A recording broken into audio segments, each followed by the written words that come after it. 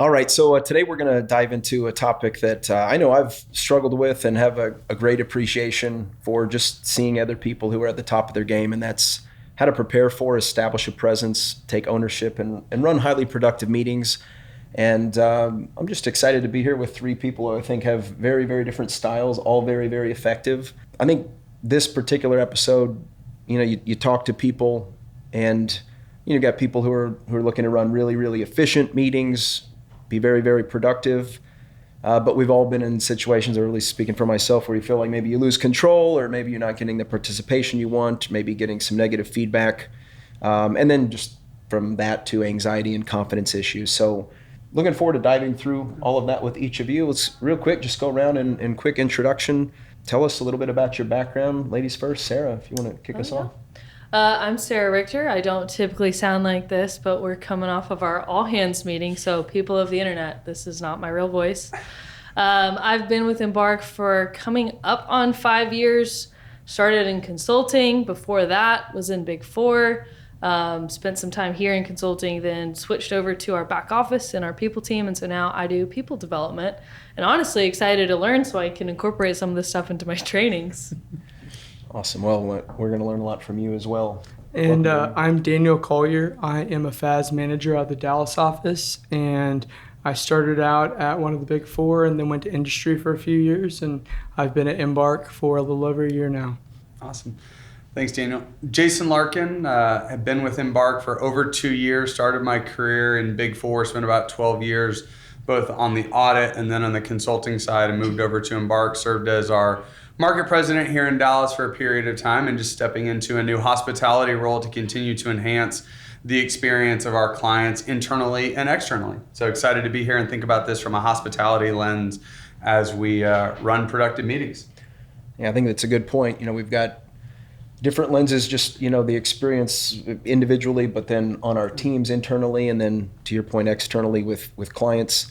When we put this topic out, we gave people an opportunity to volunteer for it. Sarah, I'd just be curious, why are you passionate about this particular topic? We spend so much of our working lives in meetings, and I think we've all been a part of maybe some meetings that didn't go so well, and maybe some meetings that were actually really life-giving and productive, and you leave knowing what is expected of you, knowing what to do next. And so I think time is our most precious and limited resource. And so to use people's time well, the time that they're giving you, their attention that they're giving you, I think is really important. It's something I take very seriously. And so I want to learn how to make it better for myself and for others. I think I'm pretty sure this was you, but I saw a while back, and I hadn't gotten to know you quite as well, but I remember seeing like a flow chart of like, when is the right time to actually have a meeting? And I was sitting there going, gosh, I wish I had this thing like 15, 20 years ago, because it could have saved so many unnecessary meetings. How about you, Daniel? I picked this topic because there are many different ways to communicate, and meetings are a way that allow you to really leave an impact and collaborate with your client and with your team. And being able to do one well can really market yourself, but also further the whole team towards a goal. Yeah. And how about you, Jason? Yeah, so I think for me, spending, as Sarah said, spending so much time in meetings, it's trying to understand what are those lessons that we have learned about how we can be better in meetings. And you walk out, I'm fortunate I get to spend a lot of time with Sarah in meetings, building out learning and development content. And it's always cool when you walk out of a meeting and you're like, man, that was a good meeting. Like, that was a good use of our time. We achieved a goal, we moved something forward. And I think, transitioning from I have to go to the meeting, but I get to go to this meeting and here's what we're going to accomplish. And hopefully if we can share some of those things that we've learned about how we reframe it so it's not a have to, it's a get to, and just being able to have that positive impact from meetings, right? And viewing it in a positive light, something that for me, more and more is the case here, and I love that. So I want to actually go to the complete opposite end of the spectrum then from that. For each of you who could be our first courageous volunteer, but can you think of a time where you had just whether it was your meeting or you attended the meeting, where it was just the opposite experience? I think the biggest thing, I can think of a couple specific examples. I will leave out details for the individuals involved. But what I would say is, in all of the examples that immediately come to mind for me, it's the repetitive nature of saying the same things over and over again without coming to any sort of conclusions, right? And it's like, why did we have that meeting and what did we actually accomplish? And I think that's a common theme in the things that come to mind for me.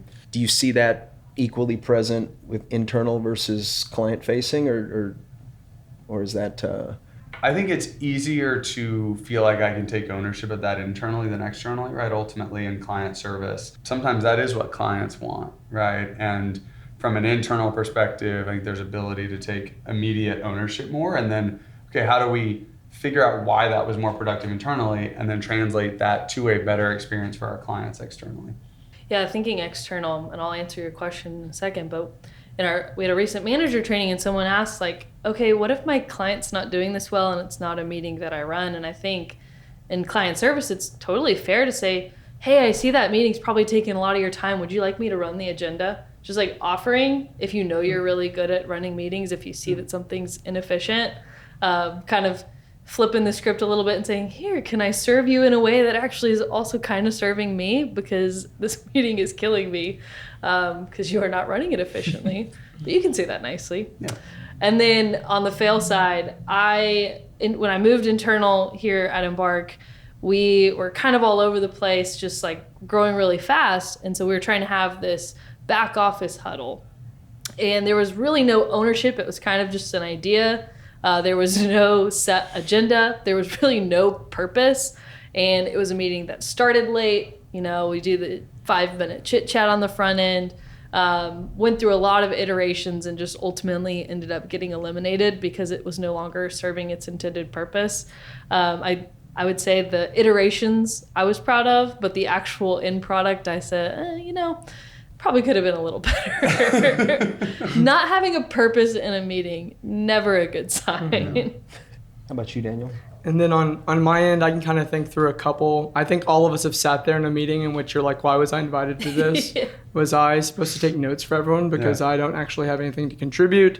Am I supposed to be informed on what's coming up for me? So there is always that time where you're in there and you're like, I think I just got forwarded this, and they might have picked the wrong Daniel. I don't know. Yeah.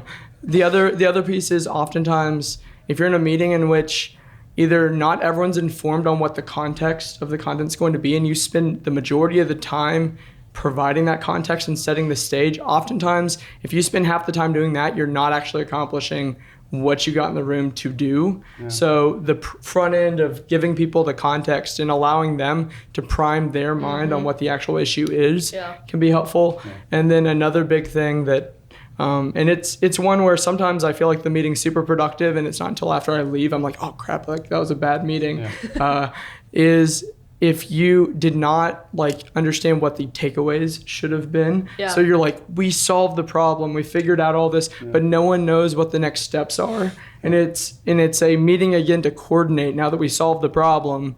Like I wish we would have walked away understanding what the output should have been from that meeting. Yeah. Another one is if you have 2 people in the meeting who are having a really great time, basically just having a one-on-one conversation, and everyone else is like, what am I doing here? Either they tune out, they stop listening, or they're just like, okay, we'll just let these guys go. When you don't have everyone that's there involved. Oh my gosh, all these things are bringing up memories. I don't know. A little bit of shame personally. Oh I'm like, my gosh, I've been the person who's done that. A ton of them. And then with Zoom, I don't know if y'all ever just look around and kind of see how people are reacting. I know I've had some meetings or even presentations where I probably made 6 of the mistakes that each of you mentioned. No context up forward, no walk, takeaways at the end. And that probably explains why when I was looking around, people were checked out and doing other things because it wasn't a good use of their time. So, Or all those meetings where no one's has their camera on and everyone's on mute, and only 3 people are talking, and some people are probably like, why am I here? Other ones are like, what the heck are we talking about? And it's now the time to hop in and say, what are we talking about? Or should we just let these 3 guys run with it? Oh yeah. I'm curious, as what a few weeks ago we a colleague of mine, Lauren, we did a practice presentation. You guys gave us some awesome feedback. So I can only imagine how many people you've given feedback over the years. But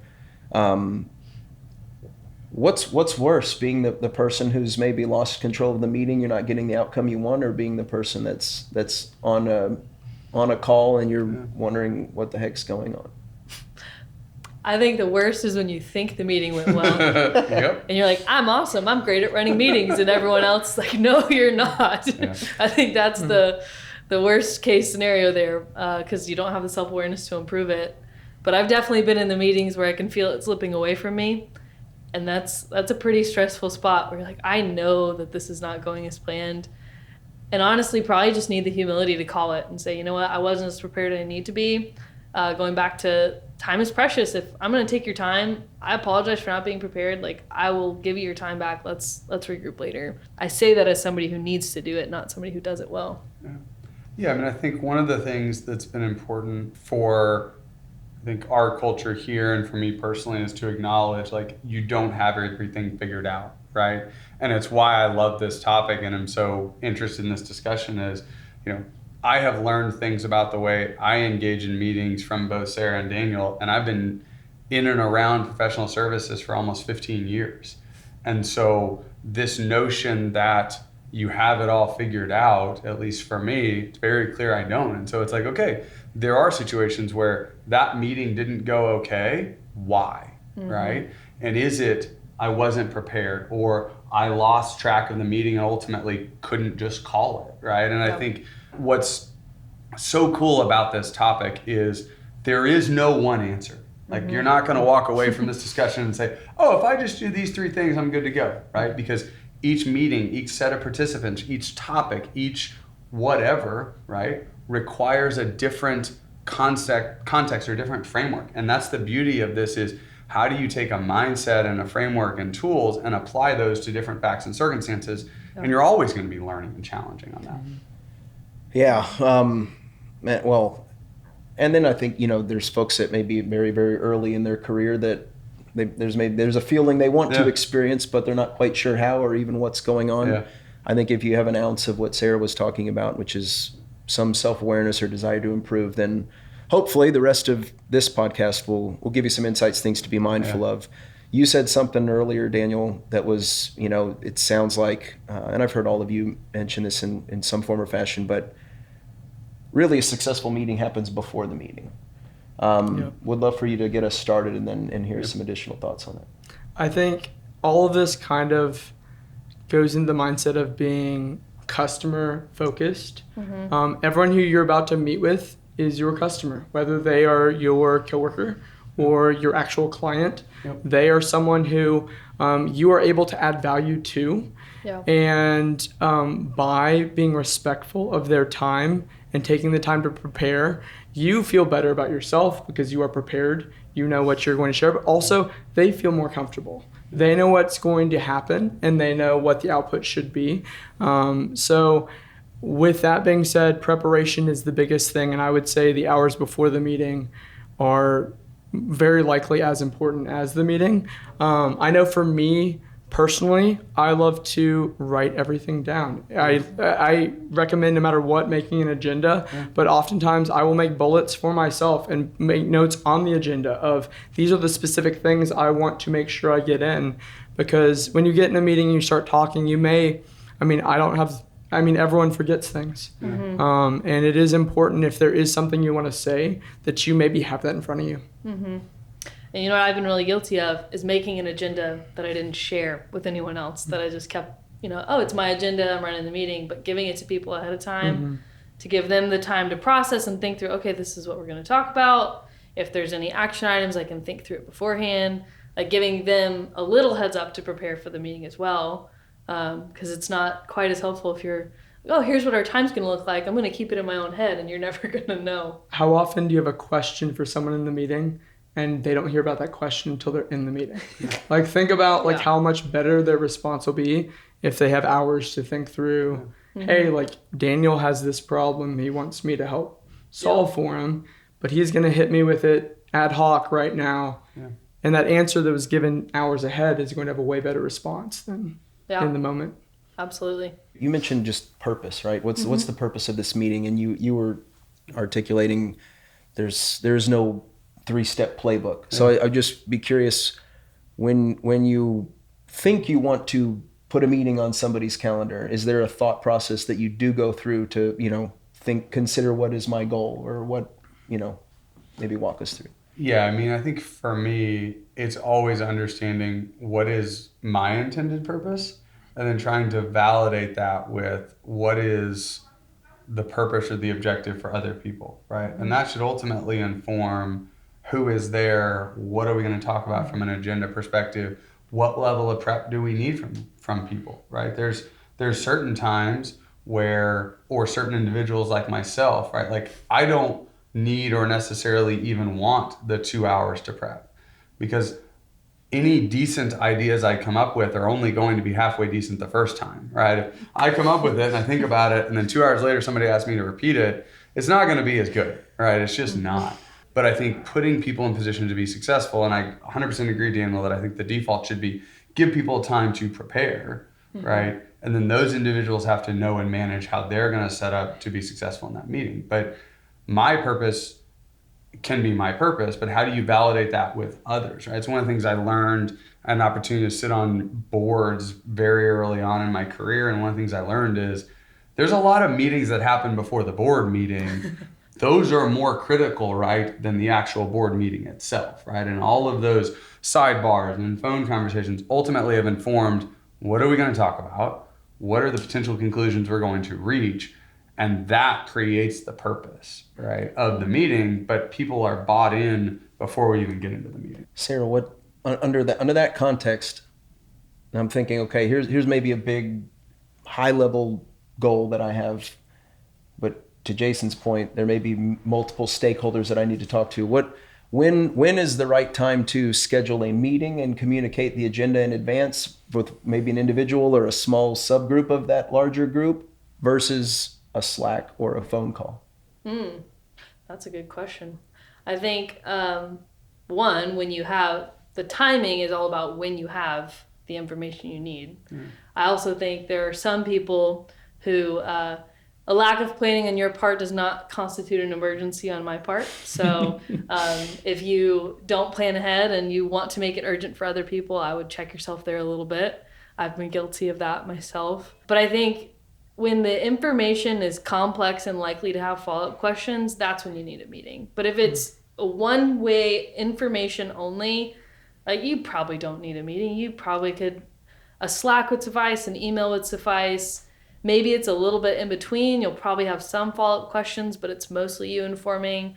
We've used videos where we just record ourselves communicating that information. I feel a lot more confident processing and consuming information verbally than I do in writing. Also, in this day and age, people don't really read through every word you say. They're more likely to glean a little more if you speak it. So that's one thing I like to do. But I do want to pick on Jason really quick because I have received, it was a joke, it was a prank, but I have received an email from Jason, a calendar invite that just said, meeting, smiley face. No subject, no topic, just random time on my calendar for meeting, and I would advise against that in general. I don't know, Jason. Unless you have a strong enough relationship, yeah. I would. Unless 100% you're pranking agree. somebody, yes, but I would 100% agree. So I would like to add to Sarah's just a little bit. I think with that also, like considering what your customer wants. Yeah. Because some people, the answer is always a meeting. Yeah. Because they're that guy.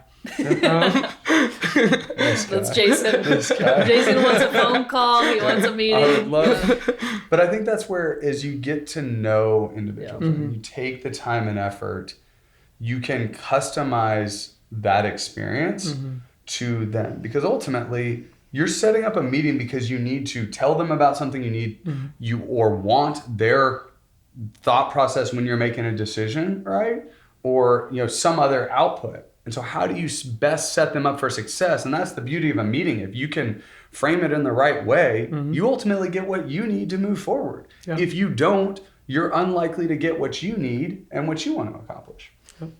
Yeah. My best meetings with Jason have been impromptu. just passing by. Yeah. Yep. Meeting, smiley face. Meeting smiley face. We've had some good scheduled meetings. Absolutely, yeah. And we've had some great unscheduled meetings. I guess what's the difference between, I mean, are we looking at this purely through the lens of a meeting, or would a presentation also fall under the scope of that? Presentation would, yeah. Yeah. Yeah.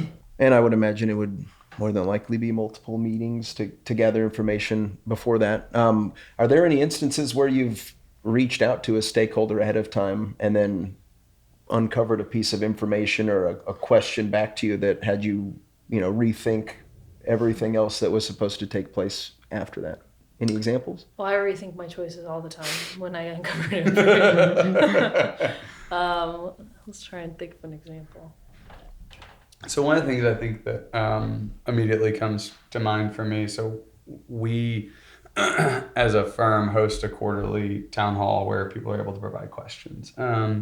And I will go through the planned responses with a subset of our leadership team. And I don't mean leadership team from a title perspective. I mean individuals that ultimately have insight into how this is going to be perceived across the firm.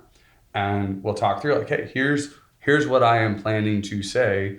Do you think this achieves my intended objectives? How do you think this will be received by others? And that allows me to then tweak the messaging. Like, I'm still going to say what I'm going to say, but I want to achieve a desired outcome. And so where I have trust with individuals who can provide that honest feedback, like, hey, no, don't use those words, use a slower pace. You need slides here because people are going to read while you're talking, whatever it is, right? Creating those trusted individuals that can provide that feedback so that I can then, when I get into this meeting, which is primarily a one-way me talking, informing them about things that are going on in the firm, I'm set up much more for success, right? And so there's meetings, if you will, right, to validate content, approach, and discussion before we actually get to the real meeting when it really matters. Have those relationships historically been like working, or have you proactively sought out other people to, crowdsource feedback?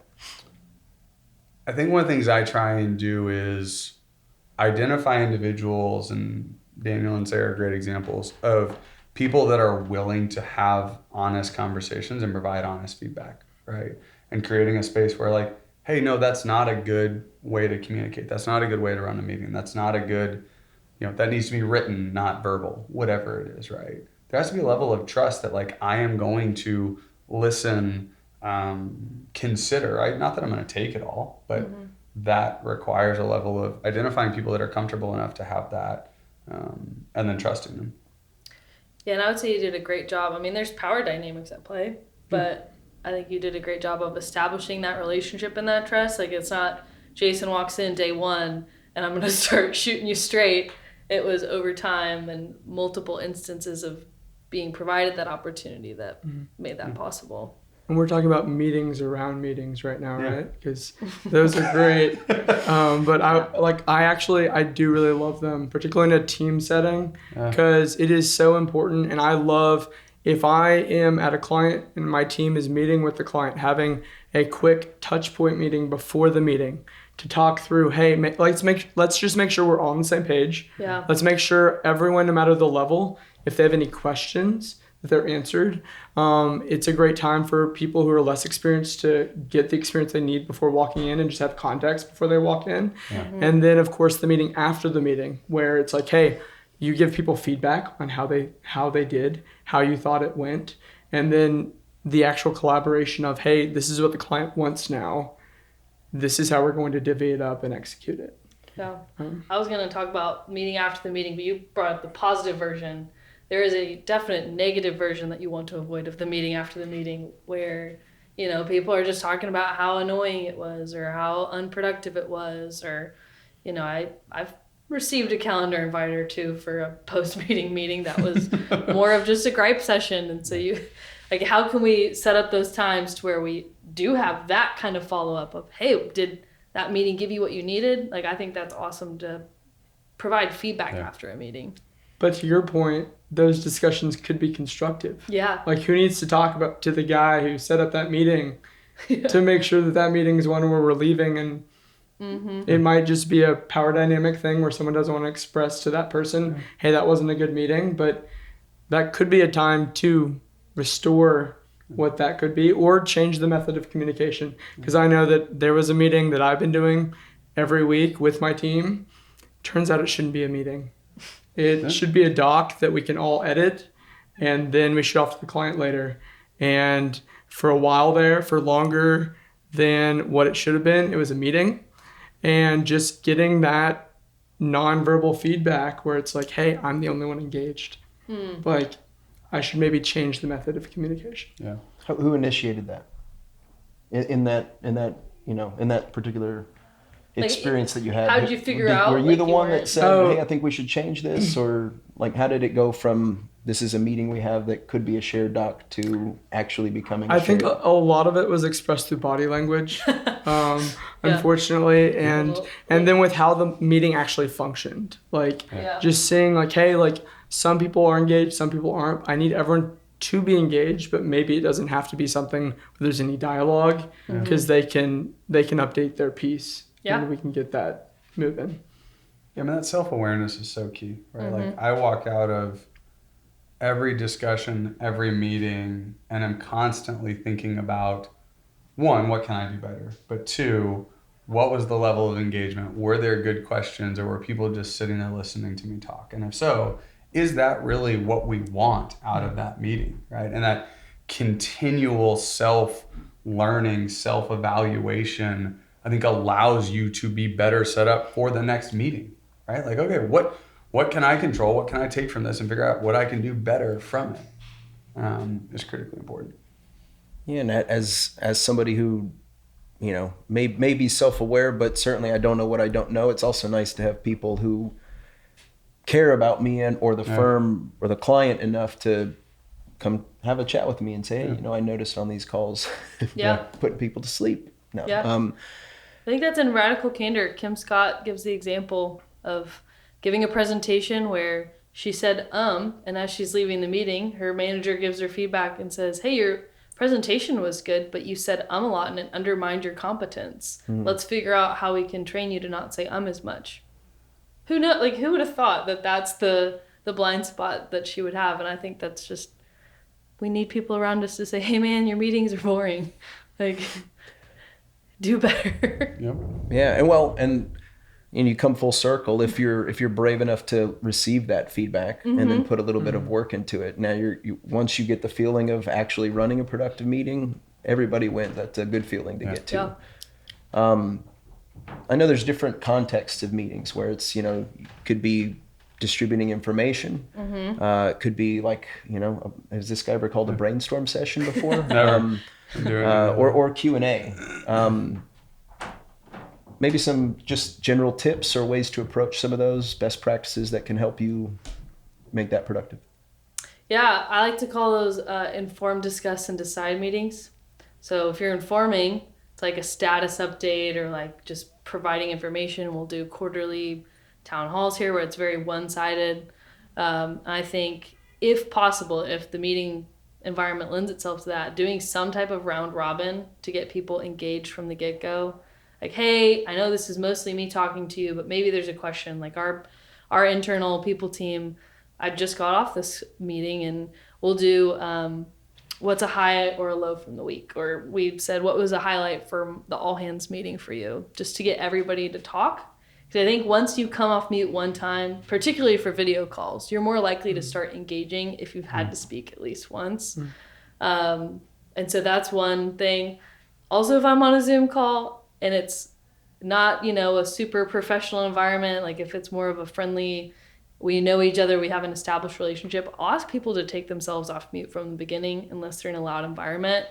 Because there's something in our brains that, like, if you have to hit the unmute button, you just won't talk. And I need people to talk. I need people to engage. I need people to, give me body language and stuff. You miss out on laughs too. You Yeah. say something funny and everyone visually is laughing, but it's just not the same. Yeah. I try and be really expressive with my body when I'm on mute to just be like, really shake my whole body when I'm actually, I'm not actually laughing. It's not that. I'm a muted laugh. No. Yeah. But I love the way you frame, and this is something that one of the many things I've learned from Sarah is this notion of like, what type of meeting are we trying to have? But then also to add a layer of complexity, you can have multiple types of meeting within one meeting. And so being very intentional about like, these are the components we're going to inform. These are the components we're going to discuss, and these are components we're going to decide on. And so as you're going through this, like, okay, I need to be quiet and just be informed. Or now is a space where you want for a discussion. Right? And it's one of the things I have a lot of individuals that will come to me in my role and want to have a discussion with me. And I try very hard, but what is it that you want from me as a participant? Do you just want me to listen? Do you want me to provide my perspective? Or do you want me to tell you what to do? And so if you can frame the meeting where people understand that, then all the participants don't have to ask, like, what is the role that you want me to play? Because whether you're leading the meeting or you're a participant, everybody's just trying to understand what role are we actually playing within this meeting. Yeah.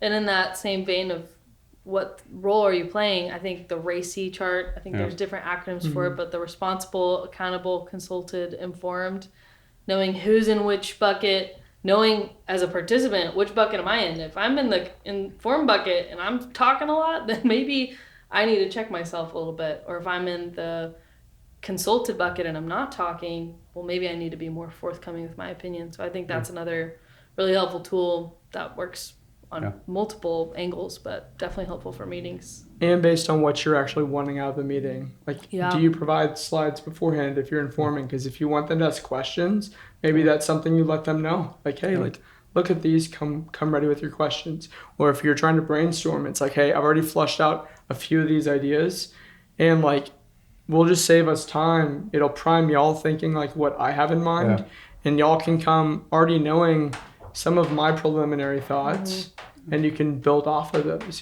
So it's like, what do I provide can impact what you think the potential output from the other participants could be. And there may be certain times where you do just want to inform where you don't send anything in advance, right? There's been many meetings where I will not send the content because I do not want the individuals to go through, like, I don't want them to have a preconceived notion before I'm able to frame it up the way I want. Absolutely. So you got to be intentional about, again, I go back to purpose. I think it's so important. Like, what is my purpose? What is the purpose? And then how do we achieve that? But if you don't know what you're trying to achieve, it's very difficult to achieve it. Yeah. And I think Jason's the king of frameworks for anybody who doesn't know him, but having a framework of questions you ask yourself to take you out of the details of a meeting, especially if it's one that you've done a lot of times, to ask like, well, what am I hoping to achieve from this meeting? What does success look like in this meeting? What deliverable do I want to have at the end of this meeting? And just trying to take it kind of to that strategic level, getting out of the weeds for a minute and giving yourself some questions can really help frame up, okay, well, if my overall objective is to inform everyone on my team of where we're at, then I'm having an informed meeting. Okay. And it just helps you kind of frame it up from there and get down into the weeds. But I think we jump so quickly to the weeds sometimes that it's helpful to take it back up to kind of. I'm absolutely the king of that. King of the weeds? I need people to bring me back to, okay, here's great. That's nice that you have 27 ideas, but what can we actually do? Yeah. When you're talking about the context of like, I'm here to inform my team, for example, is there like a general time limit? Like you talk about attention spans, engaging people. Is there maybe a rule of thumb? Don't talk for more than X period of time. Find a way to mix in a little Godfather trilogy intermission in there. Technically, the human attention span right now, they're saying is like 12 to 15 minutes. I think that's probably even shrinking more with social media. Yep. So if you are monologuing for more than 15 minutes, you've lost your audience at some point. And it's okay. Like, people will check in and out. We've all learned that tactful way of being like, oh, could you repeat that? You kind of cut out, when really you just maybe weren't listening to, you heard your name, you're like, oop, got to key back in. But I think, finding a way to engage your audience again, depending on the type of meeting, about every 15 minutes, we do that. Try and do that with our trainings, because I think a training is just one really long meeting. So trying to mix it up a little bit. Yeah, I think it's trying to change, even if it's just changing the lens of what people are, who they're hearing from, what they're hearing, pausing to allow them to think. I mean, as we build out trainings, it's very intentional. Like, there's no more than 10 or 15 minutes before you're pausing to reflect. We're switching speakers. You're going through an activity. You're talking with your table mates about the content, right? Because if you don't do that, right, one, they don't have time to process. Two, and it's something that we've talked about, you don't have time as the speaker to pause and reflect and think, what am I going to say next?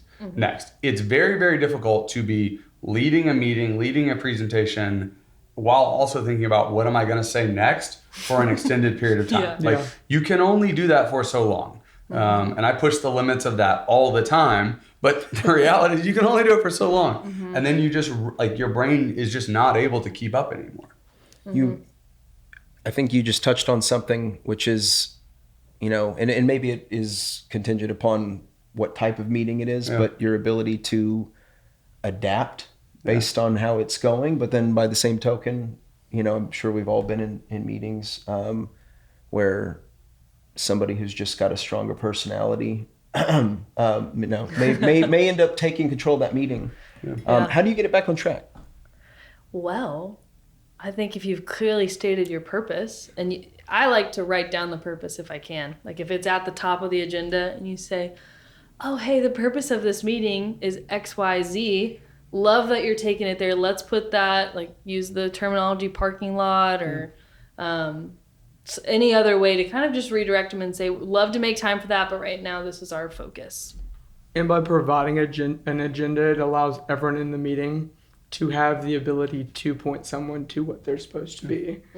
So it doesn't put the owning of that to one person, but anyone could kind of step in and say, hey, let's knock this out. You've kind of derailed it. Well, and I think it goes back to some of the most successful meetings I can think of are with individuals who I have a lot of trust with, right? Like Sarah and I have worked together for a long time. There is an incredible level of trust that when she says, okay, Jason, we need to pause on that, like, okay, that's great. We'll do that, right? That she's had to develop a comfort being able to do that. I've had to develop a comfort being able to listen to her, right? And that takes time. And so I think for all of our listeners, it's like, take the time to invest in those relationships, in the people, get to know them so you can frame it correctly for them, but also so that you can have trust to have a discussion and say, hey, love that for you, not right now, right? And that's okay.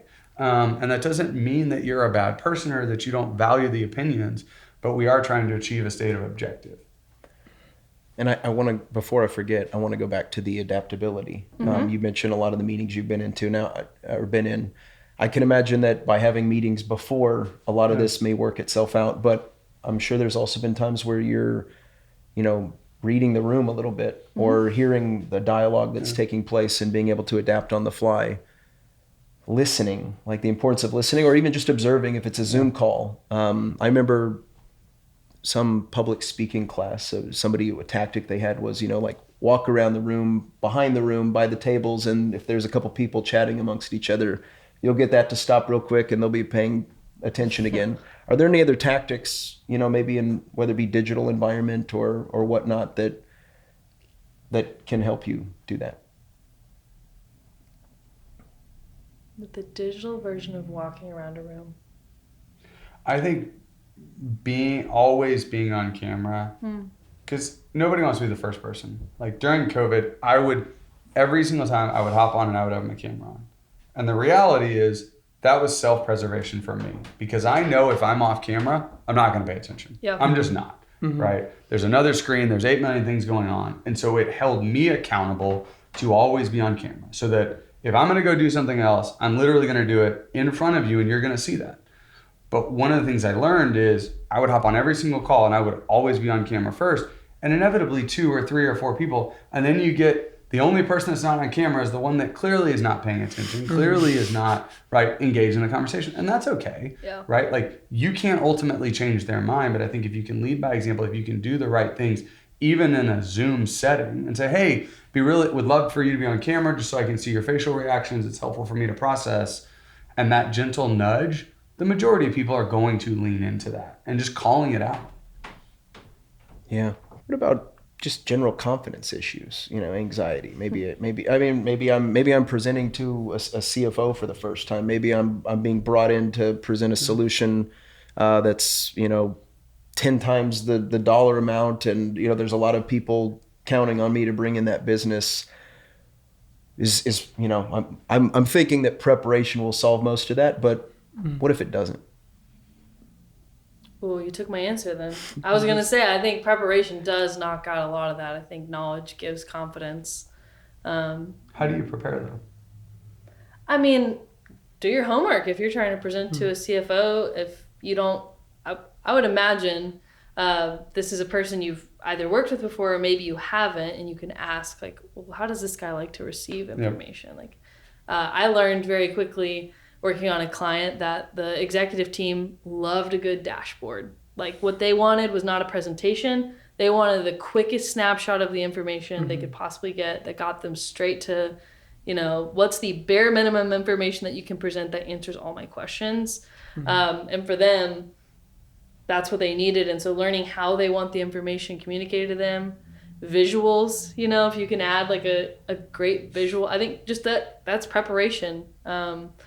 And being really confident in what you're saying, knowing what you want to say, it does, I think, eliminate some of that and gives you confidence. And maybe you're not a public speaker and you just got to keep getting the reps in. Yeah. I actually learned public speaking in front of 3 and 4-year-olds in my church group. I would teach the lesson to these 3 and 4-year-olds, and I just started getting reps speaking to little people. They're still people. They give you feedback. They tell you if you're doing a bad job or not, and it helped build my confidence speaking in front of other people. So maybe go find a group of 3-year-olds to teach. I don't know. That's awesome. that might be the most challenging crowd I could think. Oh yeah, they will tell you if you are boring them. You will get know. up and walk out. Yeah. They interrupt you a lot. It's quite a tough crowd, and so get some reps in, and you'll get there pretty quick. I think also something that's big is on anxiety, like reps, and oftentimes it may be just talking in front of a mirror, seeing how you look, thinking through all that. If you want the focus to be less on you, maybe if it's an appropriate setting, have it be more of a dialogue. You don't have to own the conversation. You'll get better feedback. You'll be able to react better. And then Sarah mentioned having materials. You don't have to say everything.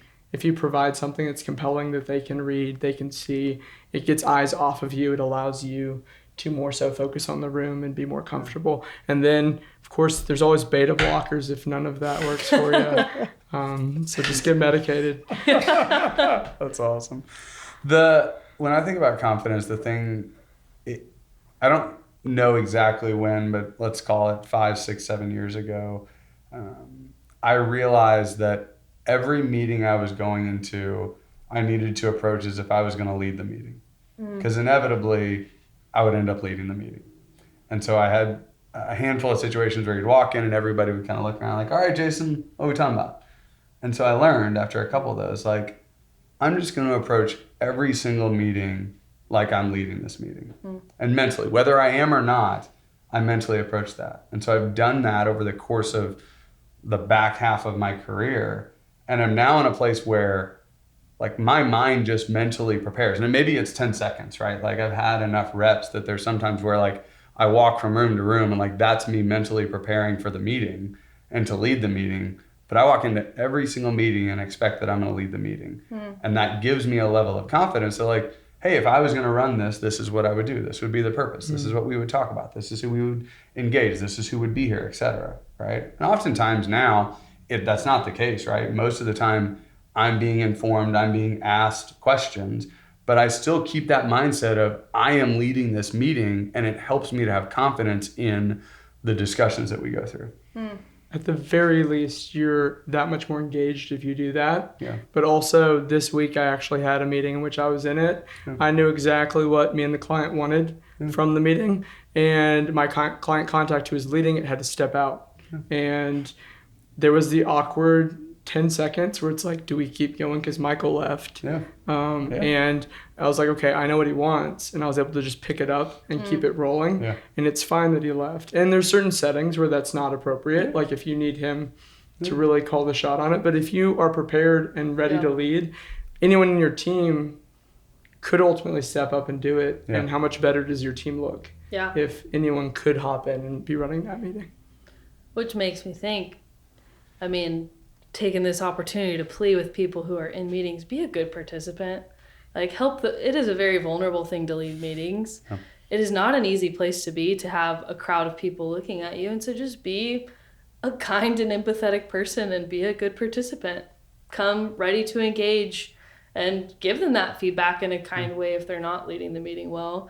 Because it's our time together. Let's make the most of it. Like when you think about like asking good questions, right? Like if the individual doesn't declare the purpose, right? No one wants to be part of a bad meeting. Yeah. Like, hey, what's the purpose? What are you trying to achieve? And how do we help you achieve that, right?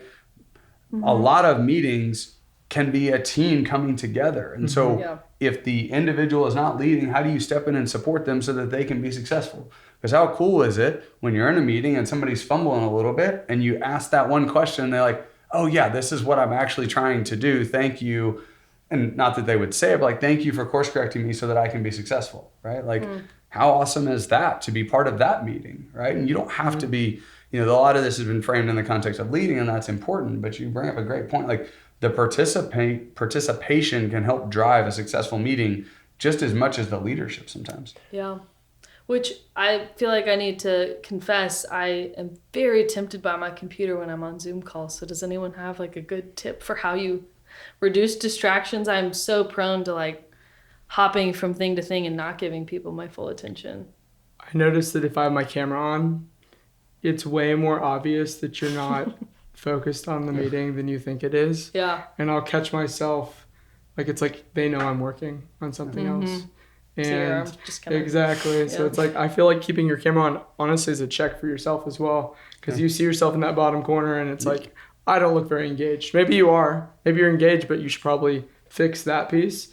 Or if you're off looking at a different screen, it's like, okay, like if I'm not reading something that has to do with this meeting, I should probably rein it in. Yeah, I struggle with the same thing. Just this hardwired to be as efficient and productive as I can be. Yeah. But I do think sometimes like reminding yourself that, and especially if you trigger your camera to be on, there's 8 other people watching me right now. If I was the person presenting, do I want to see 8 people who are listening? And even if like I don't know you that well yet, you seem like somebody who's paying attention. You seem like you're here to support me. That might then help foster us to have a stronger relationship. And then as each of you has alluded to so many times throughout this conversation, the relationship is ultimately what helps everybody get to the next level too. Yeah. So I don't know if that actually solves the problem, but I think it does matter a lot. You have any advice? I feel like I need to just start sitting on my hands while I'm on a meeting, just. I mean, I have to be very intentional about removing those distractions. You talk about the camera, like I have a computer and an iPad and I will close my computer. I will turn my phone upside down. Like if I need to focus, I will try my best to take the call on my iPad, where I know if I flip over to Slack or to email, my picture will go from my face to just my stock picture. So that is like a very intentional, I am no longer listening to you, I am doing something else. Oh. And so I have to set myself up for that success, but I also have to balance like what is needed of me in this meeting. There are some meetings where 100% that is necessary. There are also some meetings where it is an opportunity to do multiple things. And you go through enough of them, you understand the purpose, and you set up yourself for success based on what is needed out of that meetings. Sometimes it is okay to multitask in a meeting. Like it just is. There are components of the discussion that are not about you, and that's okay, right? But understanding what that is, and this is where when you get prepped and you think about like, I'm walking into and I'm gonna lead this, does this need my full attention? If so, I will physically remove those distractions, because otherwise I'm gonna end up looking at it. I know myself and I just can't. What if you find yourself, I feel like I have probably the least amount of meetings of anybody in this group, but let's just say I'm afraid to throw out a number, 12 meetings on my calendar for a week. You're like, I wish I had 12 meetings. 12 meetings on my calendar, right? And let's just say 5 of them, history tells me that those probably aren't the most productive use of my time. What are some ways that I might be able to approach that to either make those meetings more productive or relieve my accountability for attending those meetings? Maybe we flip the script, and if they're not sending an agenda beforehand, you ask, do you have an agenda? And if they don't provide you an agenda, maybe you make your own and be like, okay, well, these are the things I would like to talk about. I don't know. I think making sure that you understand why you're invited. Mm-hmm. Right? I think oftentimes we invite people out of like, oh, I want would love to have Kyle's opinion on this. Mm-hmm. Are we really at the point where we need Kyle's opinion? Or are we still working through to then present to Kyle, right? One of the things that, I've learned, Sarah's taught me a lot about is like, is this my Lego, right? Is this something I really need to be involved in? And, I am trying to do a better job. I look at my meetings and I'm like, hey, do you all really need me? Like, I love that. I'm here for whatever perspective you want me to share, but like, do you actually need me or not? Not in a negative way, but I want to be efficient with my time. I want you to be efficient with your time. And so not doing that 2 minutes, and I'm so guilty of it. I do it 2 minutes before the meeting, but how amazing would it be if you did that 2 weeks before? Like, hey, I see this meeting coming up in 2 weeks. Is this something that you really need?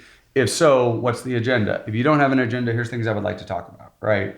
Where you can get ahead of the game and plan and prioritize and set yourself up for success. It's so much more beneficial to everybody involved. I think I have 2 more questions. One, like my first question is, I feel like this is like a master class, but I'm curious as to, was there a point in your career, whether it be, I don't want to put words in your mouth, but was there a point in your career where something new clicked and you just started becoming more, I know you mentioned earlier where you're just in so many meetings, I want to be prepared to be able to lead every meeting, but was there a mentor? Was there like a crash and burn? Was there, just something that helped you go from, I need to do these meetings as part of my job, to the value of doing it this way is so much more impactful for everybody? I think from my experience, I moved into an internal audit role where I was leading a lot of meetings, and I did it a lot, like a whole lot of frequency. I always had managers in the room, so I got a lot of feedback, and it was something where I had a lot of refinement through reps and feedback. And also I was in an environment where there was a lot of meeting prep and documentation that was provided before and after the meeting.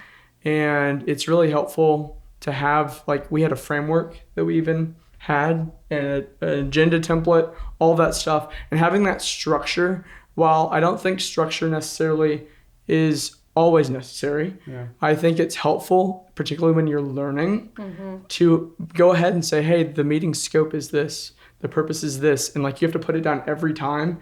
And then you're kind of thinking through, okay, when I'm not using this agenda later on in my career, you're thinking through those exact same things. You're writing down the attendees one by one and thinking very intentionally about each one as you add them to your agenda template.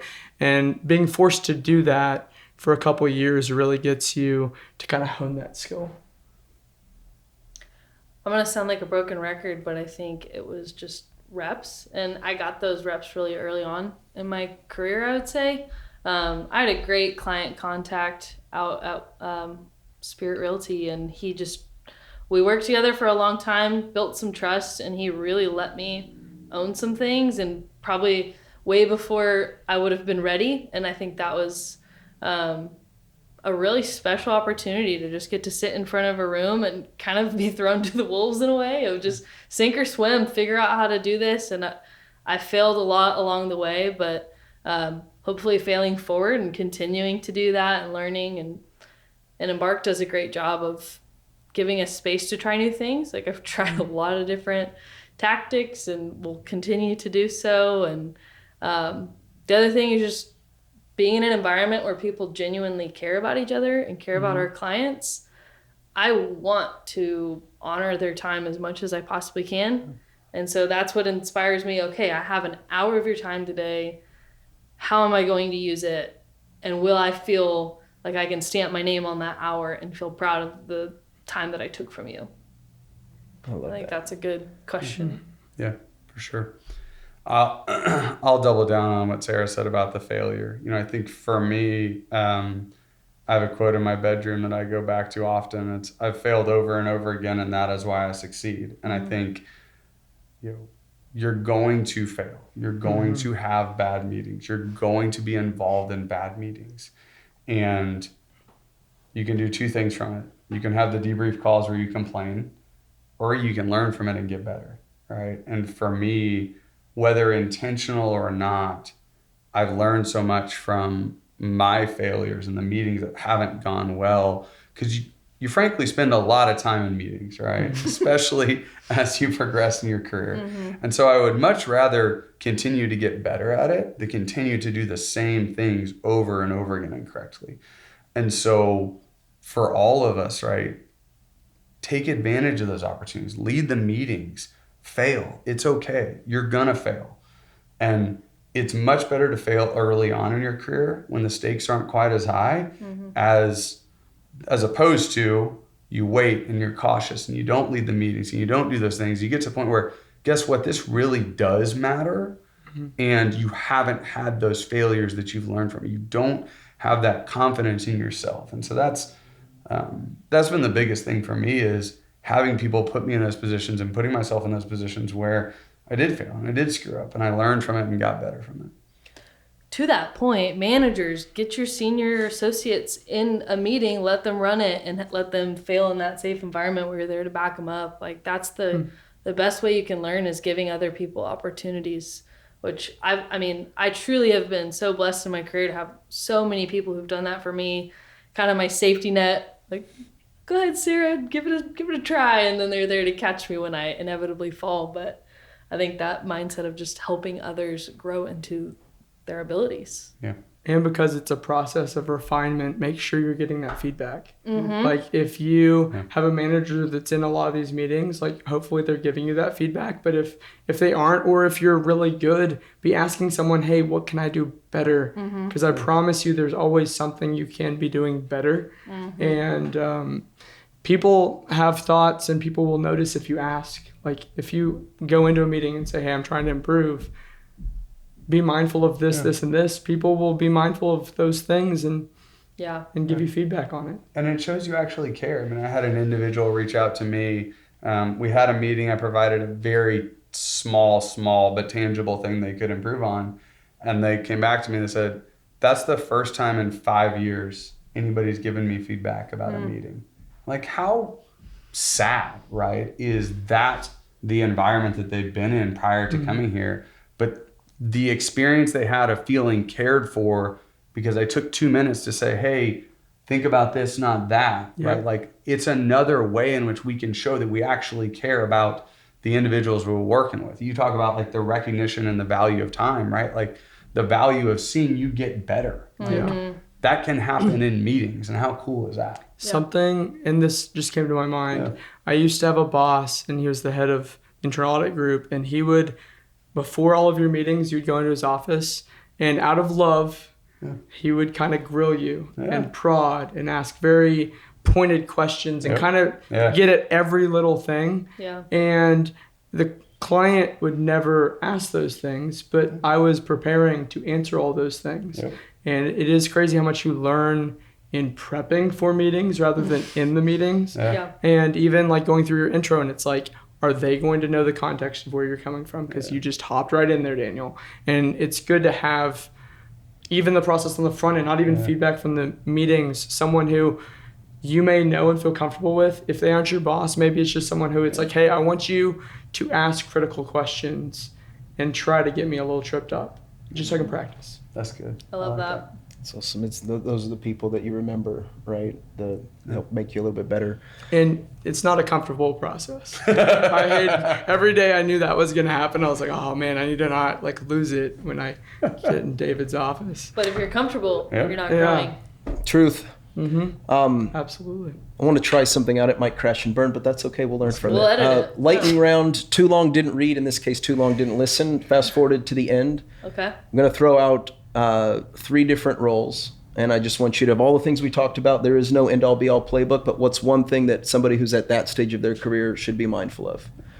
Lightning round. So Daniel, we'll start with you on this first one. This would be somebody whose first couple of years, early career. What's one thing that they should be focused on? One thing they should be focused on is understanding the big picture. Early on in my career, one of the biggest things that I messed up was hopped right into the details, started talking about my test work, didn't talk through the big level picture. And if you're talking to a partner, if you're talking to the client, they may not know what you actually did. And nor should they necessarily know that. Yeah. So I think early on, one of the big things is the art of framing what you're about to talk through. Yeah, and that's good. just getting a little bit higher level. Yeah. What you say?